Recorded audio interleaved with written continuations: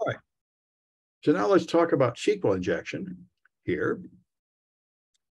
And the thing about SQL injection is it's just the same as the other command injection. The only problem is you're not injecting command line commands in Bash.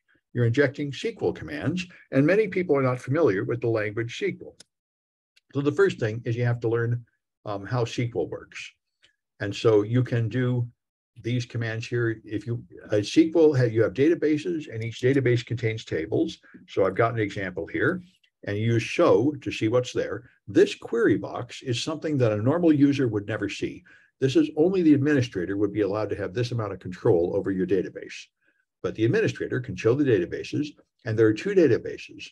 One of them is automatically generated by the SQL software itself. This is MySQL, now called MariaDB, the free Linux version, and it creates this thing called information schema, and all other databases have their version of the same thing. And the company that uses it will then create their own databases, and this company's only made one called widgets. So that's the databases that exist. You can also show the tables.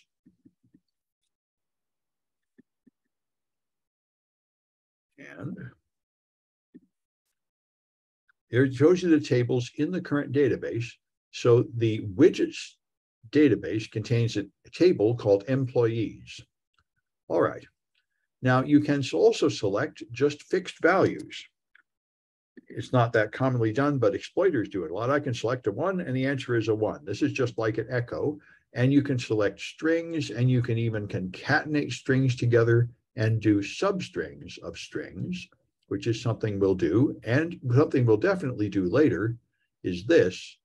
You can select a substring and then do an equals to do a comparison. So this will take the second character out of peanut, which is E, and compare it to A.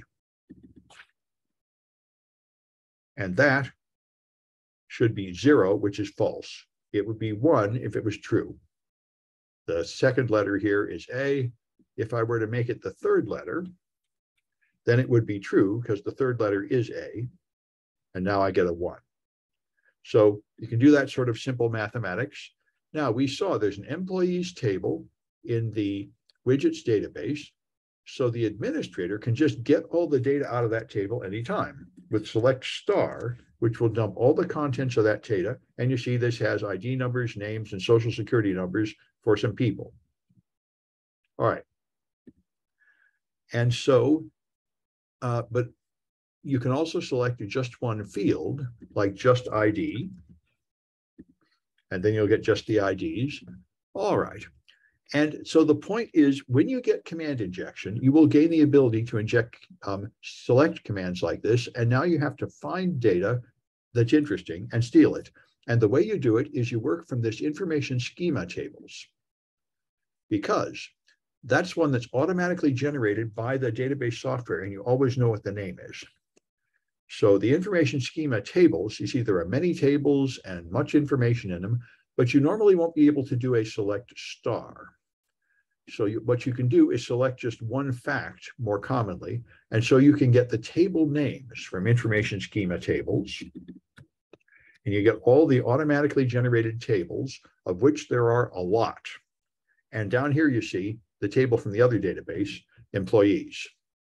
This gives you a list of all the tables on the server. And here you get all the columns on the server, which are the fields in the databases. And there are a lot of them. And again, at the end are the columns in the automatically generated, in the customized one, in lowercase letters here, are the 3 fields in the custom table that actually contains company data. All the rest are just metadata used to construct the database itself. So you can have a few flags here to find with that, but that's pretty easy because you have full control over the query. Now, the second section uses a different database. So I'll just reset the server here. Each section has its own separate database. All right, and now this is more like what you'll really see in a real case. You do not have the ability to execute a select query, but you can look for someone, like you can look for Bill Gates. And if you find this person, then it will give you the answer, it found that person. So the actual query that's executed on the server is here. And the only part of that query I control is that part right there. So I cannot change any of this. But you can get around that because it works by matching these apostrophes. So if you inject something with an apostrophe, like Tip O'Neill, then you get a SQL syntax error. And that's, of course, the famous demonstration that you have a serious vulnerability, which means this apostrophe in the name was matched with this apostrophe from the developer. And that means this was now interpreted as a command because it was done with the string, and Neil is not a valid command, so it crashed. And what that means is part of the name I put in was misunderstood as a command. And that means I have command injection, just like in the ping form and the image magic and the other ones we talked about. I just have to put a valid command here. And this is now a denial of service exploit where it causes the server to have an error message, but I can turn it into command injection by more carefully crafting it so that it remains a valid command. And that's what this one will do here. Now I get a 1. So I could not control this select, but by injecting this special name, I was able to execute a select command. So now I've turned this name form into the previous form where I can execute arbitrary select commands. The only rules are I have to have a pound at the end to eat up this extra quote, so I don't have unmatched quotes. And I can only have one column because the result here only has one column and was only selecting one name. But that's not bad. I can now pump anything out of the database if I can give it a name. So you can, again, find some things here. Now, the pros don't do it manually this way. They use the Linux product SQL map, and you can install it on your Linux machine and use it if you like. And I have a few challenges here, but you can skip that if you like. That's the way most people do it when they get tired of learning how SQL injection works and they just want to do it fast. But here, the most interesting stuff, I think, is to do it manually here to learn how it works. And the third part is even more fun, in my opinion, which is blind SQL injection. I'll reset the database. So here we have the same thing. We're searching for names. So if you search for Bill Gates, you'll find Bill Gates. So it looks like it's the same thing, but it's not. If you use this one, this is one that will always be true, this injection. So this, if you look at this, it's where name equals X, which is never true, or A equals A, which is always true. And this is a way, this crafted injection eats up both the beginning and the ending apostrophe without causing a syntax error. So this is one way to work without a comment character. And this has been useful to me in the past. Sometimes I cannot easily figure out which comment character it is in the database. And so now it worked. And I found it, but I did not get any data from the database at all. Instead, when it finds it, it echoes data from your query. This is called blind SQL injection.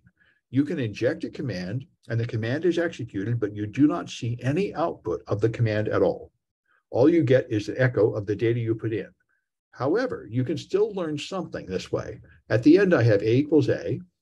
If I change this to B equals A, which is false, of course, now I get no result. So I can get one yes or no answer per query. I can ask a question here. If it's true, I will get a result. If it's false, I will not get a result. So now you play 20 questions. You can ask yes or no questions to find out about the database. So here, for example, if I want to know the length of the database's name, I could inject this one. And that's going to tell me if the length of the database is 1, if that was true, it would show me a result. That is not true. So that would mean it's got to be greater than 1. So I can do that, greater than 1. And that is true. So now by trying various numbers, I can find out what the database length is. And I can now find out more. For example, here, I can try to pump out a name or a social security number or anything else. So here's an example of finding out a social security number or the steps in that direction. Submit this one. And all right, so I put in this name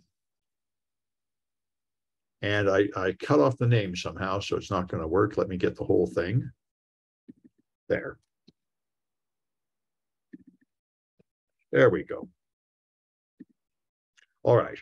Now it's going to, where name equals X, this is going to be false. So there'll be nothing there. I have an equal syntax error. All right. Let me see what I've done wrong here.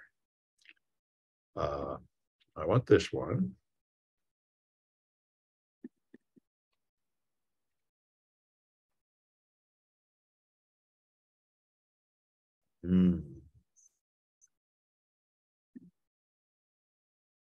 Name for employees where name equals X, union select name from employees where name equals Bill Gates and substring.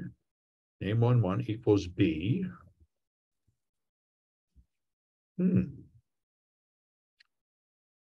All right. Maybe it's because I have a carriage return at the end of this. From copying it, that might well be true. That was it. Okay, you can't have the carriage return at the end. All right. So now it gave me a result. So this condition is true. And the condition here was substring name 1 equals B.